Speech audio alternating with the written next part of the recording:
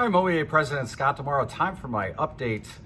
Begin this week with news out of the Economic Policy Institute on the growing pay gap that exists between educators and others coming out of college with similar levels of education.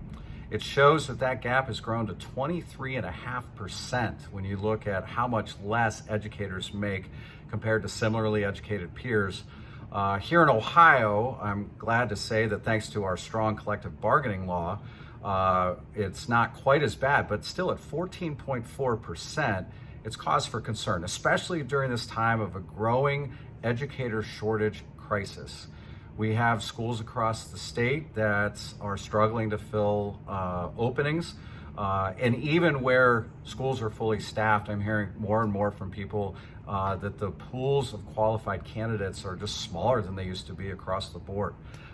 It is something that policymakers need to be serious in addressing to ensure that our students have all the support that they need, and that begins with a caring, qualified, committed educator in every classroom. So we're working hard, and I'll share more soon in terms of our plan for addressing the need for better recruitment and retention of educators here in Ohio. But one thing that gives me hope in all of this is a new study that also came out this week out of Baldwin-Wallace University, sponsored by the Children's Defense Fund of Ohio, that shows that parents overwhelmingly trust and support our educators. 91% of parents said that they trust their child's teacher to teach age-appropriate content. Over 90% said they trust their child's teacher to be a strong role model and to give their kids the support that they need to be successful.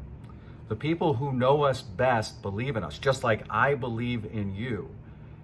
And we need to capitalize on that to help lift up the level of respect and support.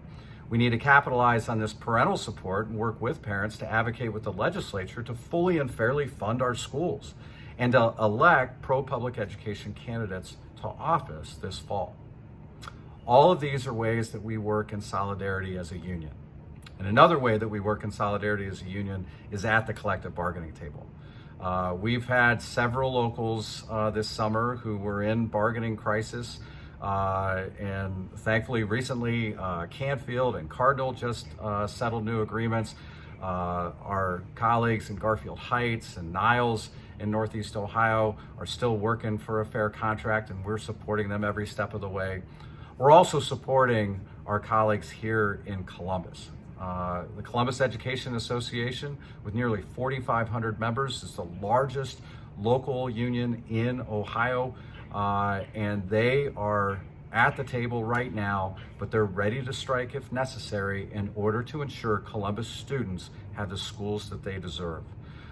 We stand in solidarity with Columbus. We wish them the very best for a fair contract, and we are standing ready to support them if need be, and that strike moves forward.